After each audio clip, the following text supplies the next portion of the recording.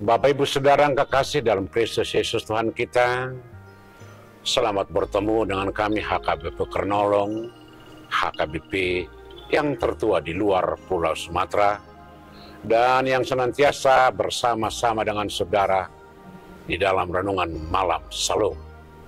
Dan untuk memulai renungan malam ini, marilah kita berdoa.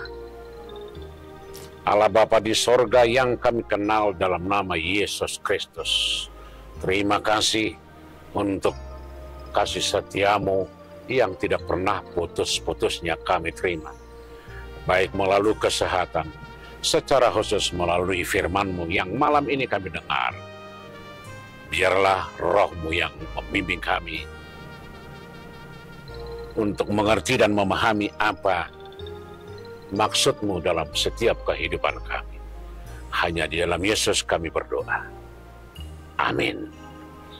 Bapak Ibu Saudara yang kekasih, firman Tuhan yang menjadi renungan untuk kita pada saat ini, sebagaimana ditetapkan oleh HKBP, kita ambil dari kitab Obaja ayat yang pertama hingga ayat yang keempat, dan yang menjadi ayat pembimbing ayat yang ketiga. Demikian firman Tuhan.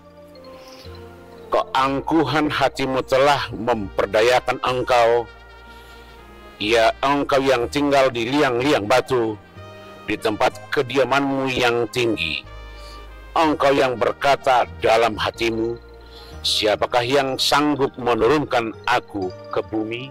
Sebaca sekali lagi. Keangkuhan hatimu telah memperdayakan engkau, ya engkau yang tinggal di dalam liang-liang batu, di tempat kediamanmu yang tinggi. Engkau yang berkata dalam hatimu, siapakah yang sanggup menurunkan aku ke bumi? Demikian firman Tuhan.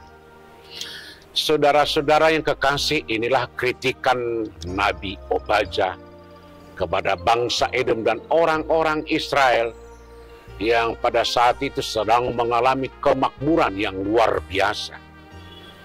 Kemakmuran secara ekonomi dan secara keadaan sosial dan keadaan di sekelilingnya. Tetapi inilah persoalan kehidupan. Ketika seseorang mengalami kemakmuran, keberhasilan, kesuksesan, sering lupa dari siapa dia menerima, siapa yang memberi. Orang-orang berpikir bahwa keberhasilan dan kesuksesan itu adalah karena kemampuan dan kehebatannya. Padahal apapun yang ada di dunia ini, apapun yang terjadi, itu adalah semua atas kehendak Tuhan. Tidak ada satupun yang terjadi di dunia ini yang tidak diketahui oleh Tuhan.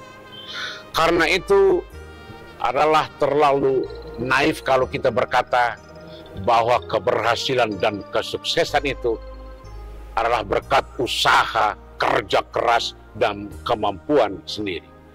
Boleh-boleh saja kita berkata seperti itu, tetapi kita harus berpikir, dari manakah kemampuan, dari manakah pikiran, dari manakah akal budi? Itu kan semua pemberian Tuhan. Hal seperti itu terjadi kepada bangsa-bangsa di sejarah Perjanjian Lama. Baik bangsa Israel, di Israel Utara, dan di Israel Selatan, yaitu Yehuda. Dari segi ekonomi mereka luar biasa berkembangnya. Oleh karena itu mereka menjadi lupa dan memperlakukan segala sesuatu seturut dengan kehendaknya. Ada yang membangun rumah dengan begitu mewahnya. Dan kalau kita baca di kitab-kitab Yesaya dan Yeremia, mereka membangun rumah dengan batu-batu pualam dan ranjang-ranjang tidur mereka dari gading. Itu artinya mereka luar biasa secara ekonomi, memiliki harta dan memiliki kekayaan. Tetapi inilah menjadi ancaman dalam kehidupan. Kekayaan, harta benda, kemampuan sering membuat orang lupa diri.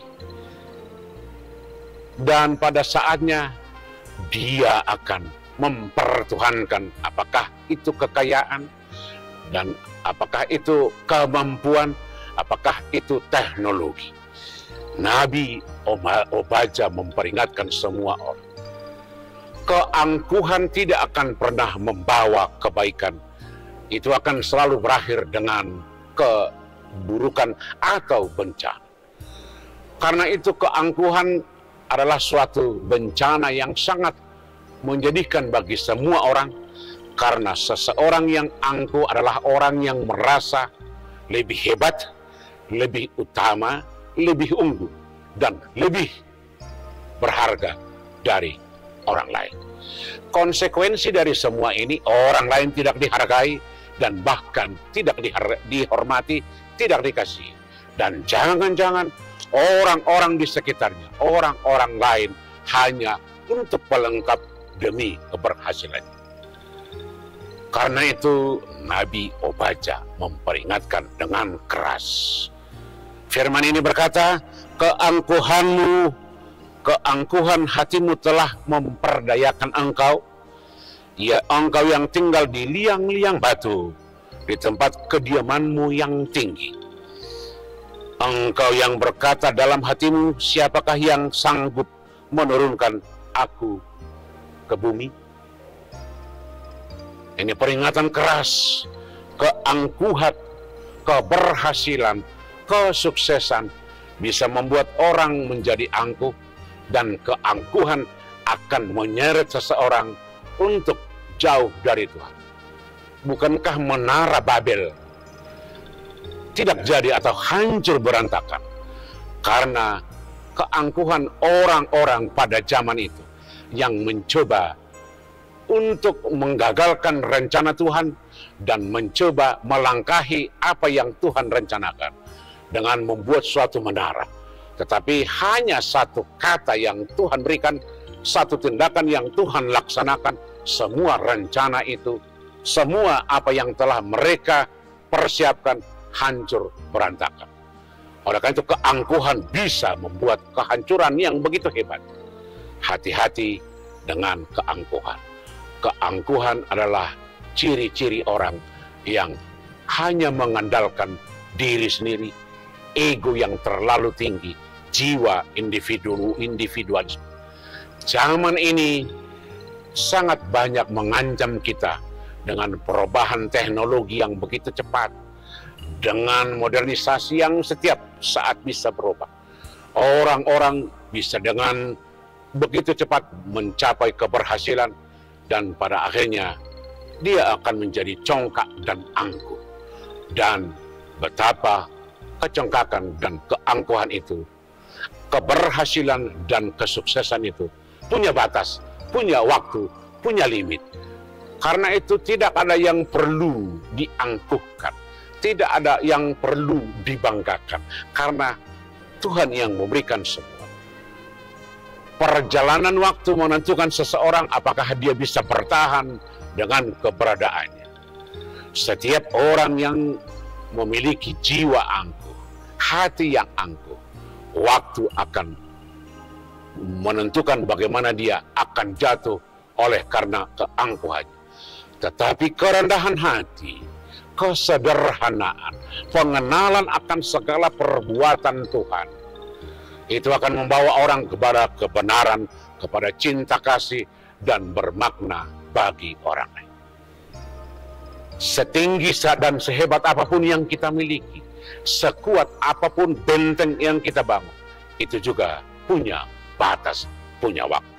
Tetapi kebenaran dan keadilan, cinta kasih tidak akan punya batas sampai dunia ini berakhir.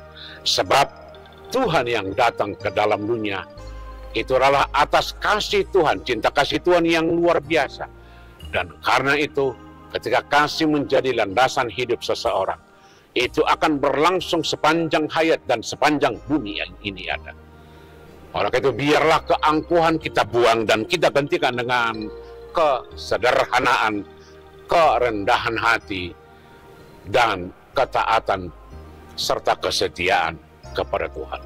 Semoga peringatan Nabi Obadja menjadi peringatan yang sangat relevan pada zaman ini, di tengah-tengah maraknya praktek-praktek yang hanya mengandalkan diri sendiri, mengandalkan kemampuan, dan mengandalkan kepemilikan.